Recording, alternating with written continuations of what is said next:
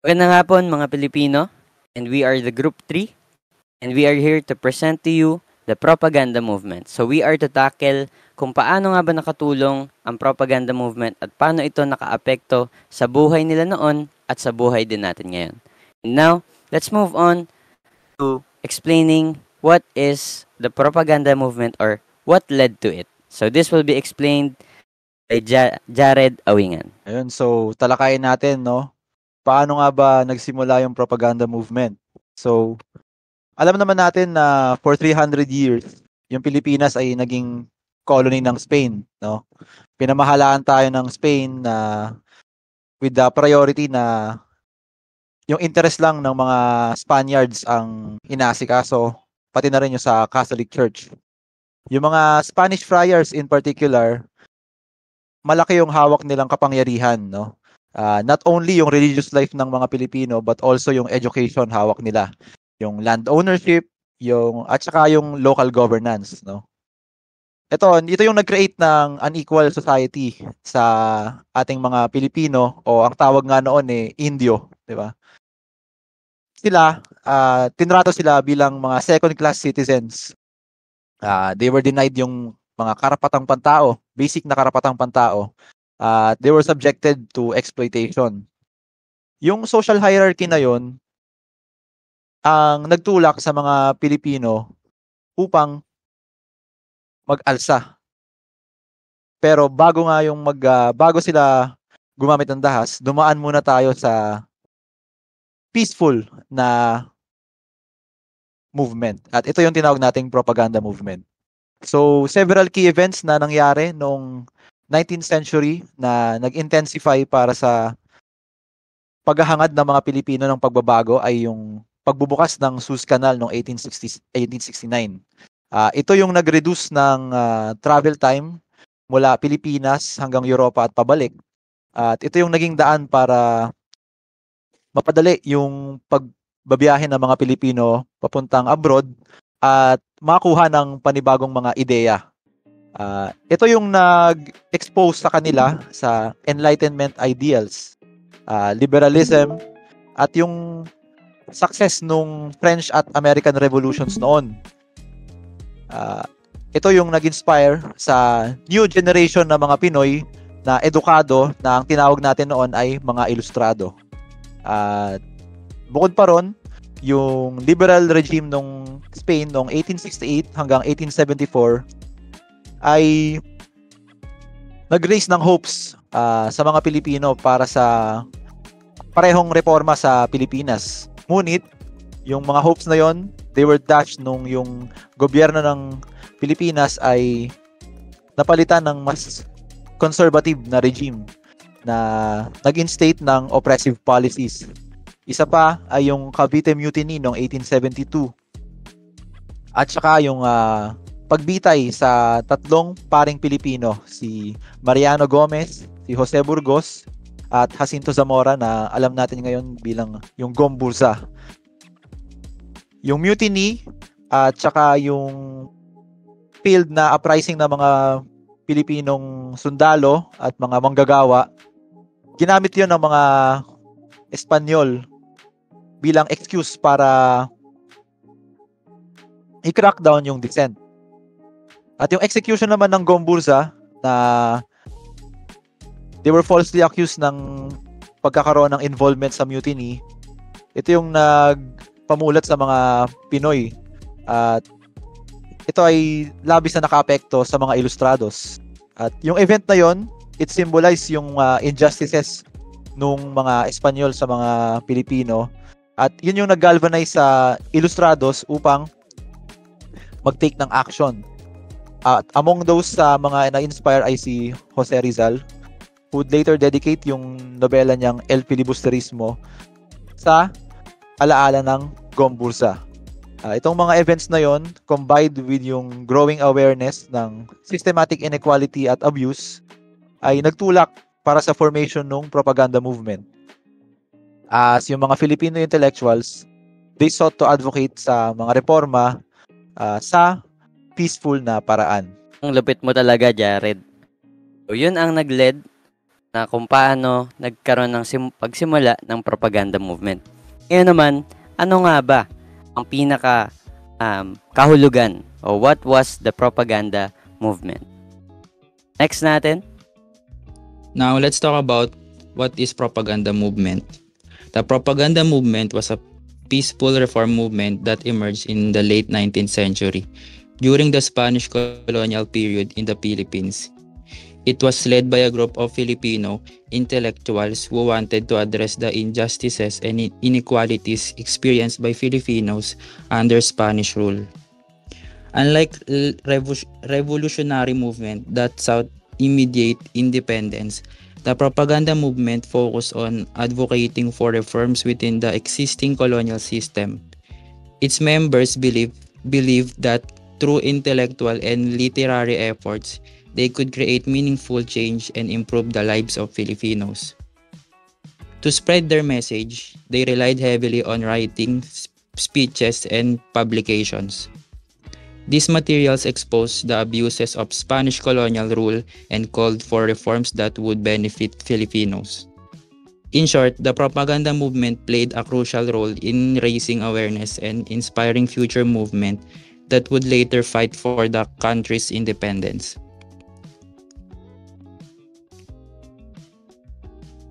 So kaya pala nagkaroon ng mga kasulatan si Jose Rizal katulad ng No Limitangere at El Filibusterismo. So through these writings, through these literary works nila, pinatulungan ng Pilipino na magkaroon at masimulan at matulungan ang propaganda movement.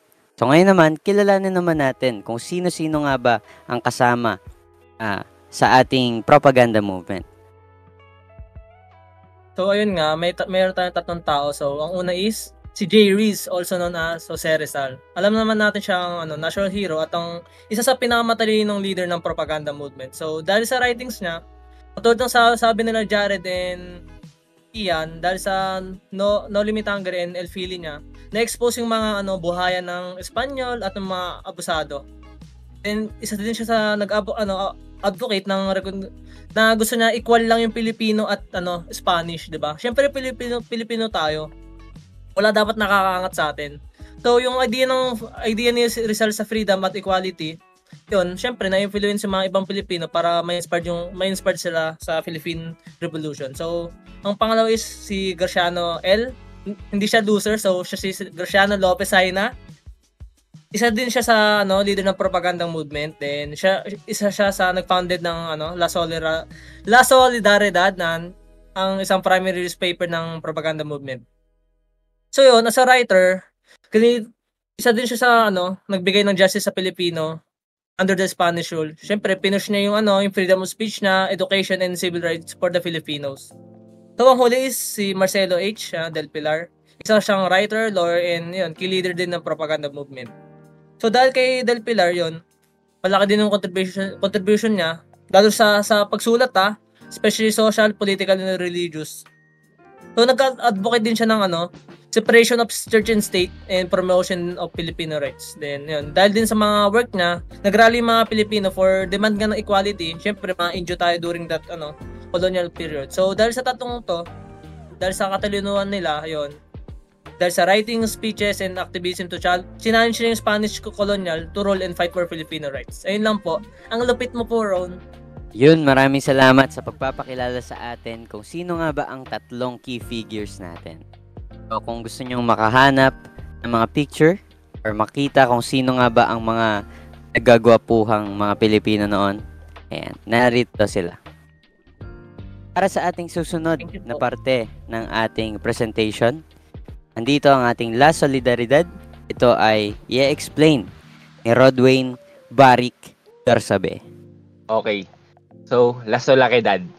Ang La Solidaridad was the official newspaper of the propaganda movement founded in 1889. So, ano nga ba ang La Solidaridad?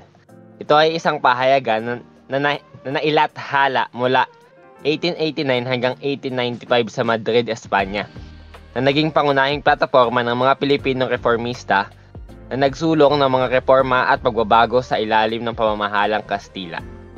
Ang pahayagang ito ay isang makapangyarihang kasangkapan upang maipahayag ang mga hinaing ng mga Pilipino at ipaglaban ang kanilang mga karapatan. Tulad ng pagkakaroon ng pantay na karapatan sa mga Kastila, representasyon sa Kongreso ng Espanya at mga reforma sa edukasyon at relihiyon. Ang Los Solidaridad ay pinangunahan ng mga kilalang Pilipinong intelektual at leader ng kilusang reforma tulad nila Jose Rizal, Marcelo H. del Pilar, Graciano Lopez Heina at Mariano Ponce. Sa pamamagitan ng pahayagang ito, nagkaroon ng pagkakataon ng mga Pilipino na ipahayag ang kanilang mga opinyon laban sa mga hindi makatarungang gawain ng mga Kastila at iparating ang kanilang adhikain na magkaroon ng mas makatarungang pamahalaan sa Pilipinas. Sa kabila ng mga hamon tulad ng sensura at kakulangan sa pondo, ang Los Solidaridad ay naging simbolo ng pakikibaka para sa kalayaan at katarungan at nagsilbing isang mahalagang hakbang tungo sa pagkakaroon ng pambansang kamalayan at pagkakaisa ng mga Pilipino laban sa kolonyal at pamamahala ng Espanya. So, ang mga parte ng La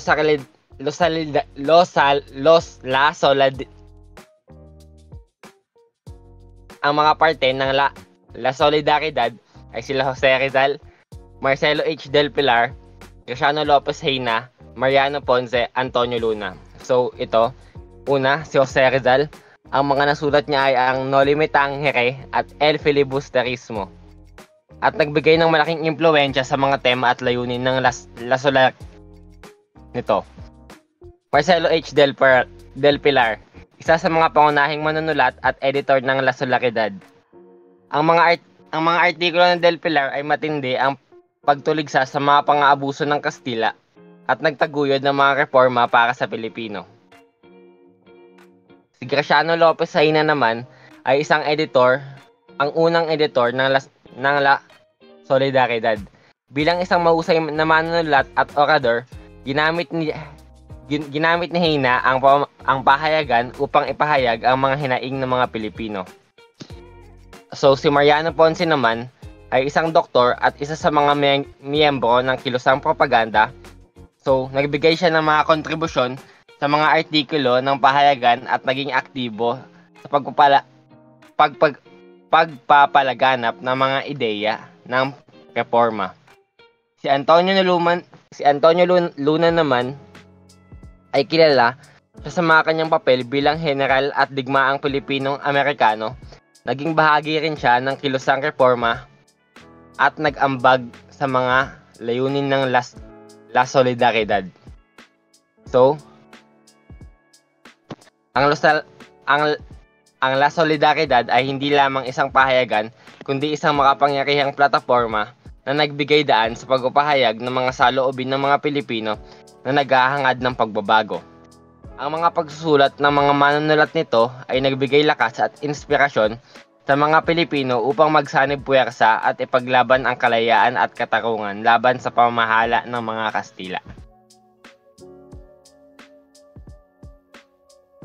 Palakpakan po natin si Rodwin Bersabe. Ayan, maraming salamat. Yun na nga ang kahulugan at kung ano ang nangyari sa La Solidaridad. Subukan nyo nga pong sabihin yung La Solidaridad ng 5 beses. So, explain po natin kung bakit nga ba La Solidaridad ang ibig sabihin o ang tinawag nila sa isa sa mga propaganda movement goals. So, ang meaning ng La Solidaridad, ang La ay Spanish definite article meaning the. Yun po ang ibig sabihin ng La. At yung Solidaridad, which means solidarity. So this term signifies unity, mutual support, and cooperation. So ito ay perfectly aligning sa purpose ng propaganda movement. So Solidaridad naman is derived from the Latin word solidus, na ang ibig sabihin ay solid or firm. And it conveys the idea of people standing together in support of a common cause. So yun nga ang meaning ng La Solidaridad, kung saan pinahirapan tayo nila Jose Rizal. Ayan, sa word na ginamit nila para sa movement na ito. So ngayon, speaking of the goals ng movement, ito naman ay i-explain ni Kyle. Ay, hindi pala ako mag-explain ito. So, sakto rin na ang goals of the movement, ito yung tatlo nating nilagay. Representation in the Spanish Cortes, equal rights for Filipinos and Spaniards, and then the secularization of parishes. So, ito yung representation ng Spanish Cortes kung saan nga gusto nila ng peaceful reformation. So, dito, sila ay nais na magpahayag sa mga Spaniards na mga namumunong noon kung saan sila yung government. So, sila yung magiging representative ng mga Pilipinos kung saan hindi naman nila gustong makipagtalo o makipag-away. Ang gusto nila ay isang peaceful na equal rights para sa Pilipino at para na rin sa mga Spaniards. So, speaking of that, sa pangalawa ay equal rights for Filipinos and Spaniards kung saan hindi na magkakaroon ng pagtaas ng isang partido kung saan ang lahat ng mga nasa Pilipinas noon ay magiging equal. Ayan, at walang mangunguna o walang mas nakakataas. So, yun, tayong mga Pilipino bilang isa sa mga ugali natin ay ang manghila pababa. Hindi. Dahil ang isa sa mga ugali nating mga Pilipino, ang ipaglaban ang ating mga rights. So, dito, ginawa nila ng paraan kung paano magkakaroon ng equal na rights ang mga Pilipino at mga Spaniards. So, secularization of parishes. Ano naman ang ibig sabihin nito? So, this was one of the key demands of the propaganda movement, and it referred to the transfer of control over Filipino parishes from Spanish friars, or sila yung mga regular clergy, to Filipino priests. Sila naman yung mga secular na clergy. So, dito naman, during the Spanish rule, yung Catholic Church in the Philippines ay dominated o pinangungunahan ng mga Spanish friars. So, from religious orders such as Agustinians, Franciscans, Dominicans, and Jesuits. Itong mga friars na to ay hindi lang controlled ng mga parishes but also held significant ng political at economic power. So, hindi lang sila basta mga friars na controlled ng mga parishes, kundi meron din silang mga political at mga economical na kapangyarihan. So, yung secular priest naman, sila ay trained to lead the parishes but did not belong to religious orders. And madalas silang na-discriminate against and denied leadership roles in the church, especially if they were Filipino. So, the Spanish government had initially agreed to secularize parishes, but the friars resisted and retained control. So, yung mga friars ay hindi sila pumayag. So, hindi sila pumayag na ma-secularize ang mga parishes. So, this led to tensions between Filipino secular priests and yung Spanish friars. So, syempre, nagkaroon sila ng hindi pagkaunawaan o hindi sila nag-a-agree sa gusto ng isa't isa. So, nagkaroon sila ng tension o pagkakaroon ng intense na mga pag-uusap. So, connected ito sa propaganda movement, kaya natin to isinasama dahil ito ay nag-support sa secularization ng parishes as part of its advocacy for equality and justice. So, yung La Solidaridad ay nag-publish ng articles na kinikriticize, o katulad niya ng sinulat ni Jose Rizal nun na nagkakaroon sila ng ilang mga reklamo tungkol sa pagsali ng mga or pamumuno ng mga Spanish friars and supporting the rights of Filipino priests. So, the martyrdom of Gomburza deeply influenced nationalists like Jose Rizal, who dedicated El Filibusterismo to them. So, kaya nasulat ang El Filibusterismo para sa Gumburza. So, the secularization issue exposed the racial discrimination in the church and fueled the growing demand for reforms. Naging isa siya sa mga driving forces behind the Philippine Revolution. Revolution. As many Filipinos saw, the friars are symbols of oppression. So eventually, yung mga Spaniards na to ay nawalan ng control sa mga Pilipino. And yung Catholic Church naman in the country gradually became more open to Filipino clergy. So, etong fight for secularization is hindi lang naman siya about sa religion. Ito ay tungkol din sa mga struggles at mga hirap at mga sakit na naramdaman ng mga Filipino rights. Ayan. Ito yung paglaban para sa hirap ng Filipino rights, equality, and self-determination under the Spanish rule. So, dito makikita natin kung paano pinaglaban ng mga Pilipino ang ating mga rights at ang ating mga pamumuno sa Pilipinas. Na syempre, dapat tayo mga Pilipino ang namumuno sa ating bansa. So, ito ang makikita natin hanggang ngayon, no, na nagkaroon tayo ng ugali o nagkaroon tayo ng laban sa mga tao na nais sumakop sa atin. So, dito nakita natin kung ano ang puso ng bilang isang Pilipino, kung gaano natin pinaglalaban ang mga bagay na ito. So, next naman natin ay ang challenges at mga failures. So, dito naman makikita natin ang pinaghirapan kung ano ang mga failures na nangyari sa propaganda movement. Ito naman ay ipapaliwanag ni Kyle Cedric Carandang. So, ito na nga, sa ating challenges and failures, may mga propaganda tayong ginawa. Kaso, may mga obstacle talaga tayong nadaanan. So, bagamat matibay naman ang paniniwala ng mga kilosang propaganda natin sa mapayapang reforma, wala tong violent stuff, pero naharap nito ang matinding pagsalungat na mamula sa mga pamahalaang Espanyol. Hindi pinansin ng mga kolonyal na opisyal ang kanilang mga kahilingan para sa pantay na karapatan, representasyon sa kortes at sekularisyon ng mga parokya. Sa halip, lalong pinahirapan ng mga Espanyol at mga leader ang kilusan. Marami sa kanila ang inusig, ipinatapon o napilitang lumayo upang maiwasan ang pang-aapi. Usually, tinatakot sila. Isa sa pinakamalaking trahedya at ang pagkakapatay kay Jose Rizal noong 1896, isang pangyayaring nagdulot ng matinding galit sa mga Pilipino sa atin. Bukod sa panggigipit ng mga Espanyol, naharap din ang kilusan sa mga suliraning tulad ng mga kakulangan ng pondo sa bunsod sa paghina ng La Solidaridad at ng kanilang kampanya. Sa huli, hindi nakamit ng kilusan ang kanilang mga layunin dahil sa matinding pagsupil ng mga pamahalang kolonyal. Gayunpaman, nag-iwan ito ng isang mahalagang pamana, ang pagigising ng diwang makabayan ng mga Pilipino. Dahil sa mga oppression ng invaders, tayo ay lumalaban pa rin lalo kahit na sila Jose Rizal pinatay man o kung ano.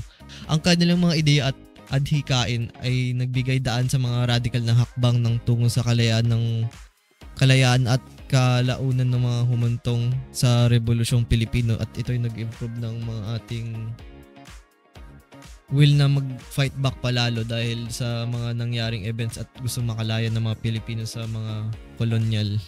Ayun lang. So, dito man sa legacy, i-explain ng mga kagrupo ko kung ano ang legacy about dito sa... Next is the legacy. So, ano naman ang legacy? Ito naman ay ang mga naiwan ng propaganda movement, kung paano ito nakatulong sa ngayon. So, syempre, ang propaganda is noon pa, yung matagal ng panahon.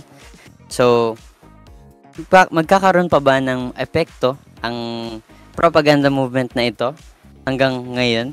So, makikita natin sa legacy natin, sa legacy ng propaganda movement, kung paano ito nakatulong hanggang sa ngayong panahon. So, una natin is laid the groundwork for the Philippine Revolution. And next naman natin is inspired Filipino nationalism. So, paano nga ba ang dalawang ito nakakapagsabi na nagkaroon ng magandang legacy ang propaganda movement. So, number 1 is awakening nationalism. So, dahil sa La Solidaridad and the works of reformists like Jose Rizal, Marcelo del Pilar, and Graciano Lopez Haina, Filipinos became more aware of the injustice that they faced. So, next is the writings such as Rizal's No Limitangere and El Filibusterismo exposed the oppression of Spanish friars and officials, inspiring Filipinos to seek change. And yung pagkabitay nga sa Gomburza and the persecution of Filipino intellectuals fueled resentment against the Spain. And maliban sa awakening nationalism ay inspiring the Katipunan. Ito naman dahil sa propaganda movement, nag-focus sila sa peaceful reforms. Its failure to achieve change convinced others the revolution was the only solution. So dito pumapasok si Andres Bonifacio na-influensya sa mga sinulat ni Rizal at sa injustice na mga naranasan ng Filipino na inexpose ng propaganda movement. Ito ay ang nagpasimula ng Katipunan in 1892. Ito ay isang sekretong revolutionary society dedicated to armed resistance. So yung propaganda movement, yung ideas ng freedom, equality, and Filipino identity, ito ay naging foundation ng pasimula ng Katipunan sa revolutionary ideology. So, exposing Spanish abuses internationally. So, dahil dito sa movement, napakita ng propaganda movement, kumbaga na-expose nila yung mga sekretong ginagawa ng mga Spaniards sa mga Pilipino. So, dahil dito, ay na-expose nila into global attention. So, the movement brought global attention. So, iba't ibang mga iba't ibang mga bansa ang nakakita na ganito pala yung nangyayari sa mga Filipinos under the Spanish rule or under the Spaniards. So, Filipino reformists in Spain, katulad ni Marcelo del Pilar, fought for representation and equal rights through their demands were ignored. And yung persecution of Jose Rizal, including his exile at execution in 1896, dito sobrang daming mga Pilipinos ang nagalit and pushed them toward revolution. So, sino ba dito ang mga galit din sa mga Spaniards? Ako, galit ako sa kanila. So, next is the uniting Filipinos against colonial rule. So, dahil dito, nagkaroon ng collective Filipino identity o kumbaga nagsama-sama ang mga Pilipino, nagkaroon ng division sa Spaniard at sa mga Pilipino. Nagkaroon tayo ng mga grupo-grupo kumbaga na tayo ay nag-unite at nagsama-sama.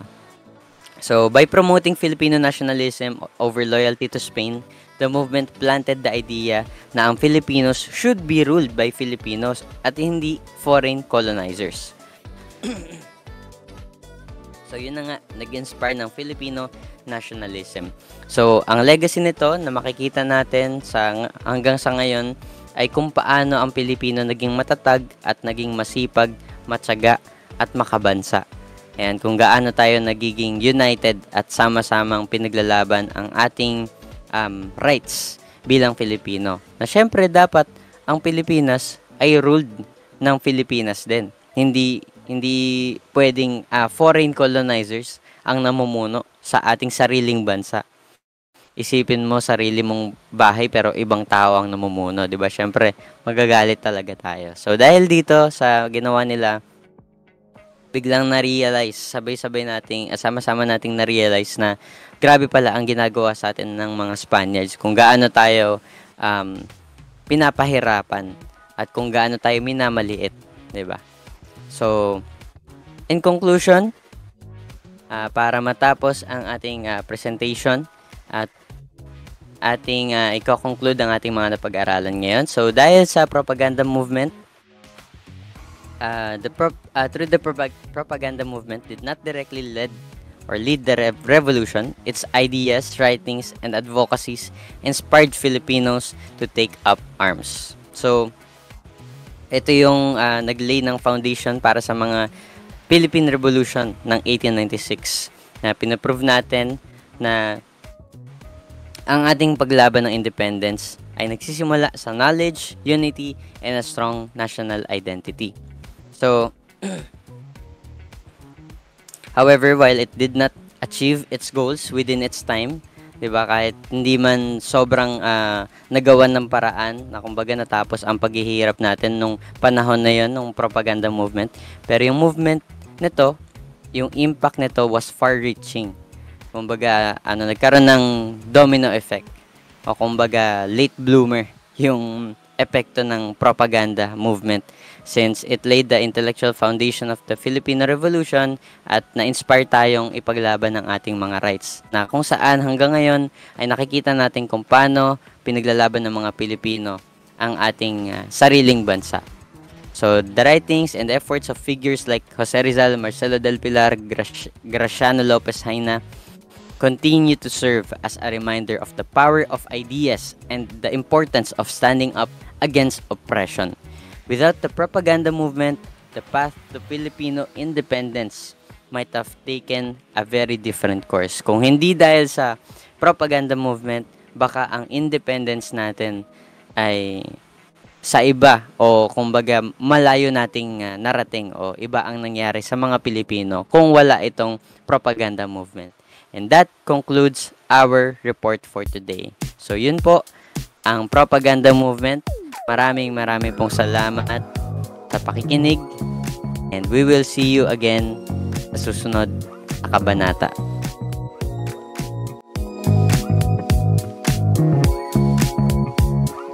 Okay na, Kyle?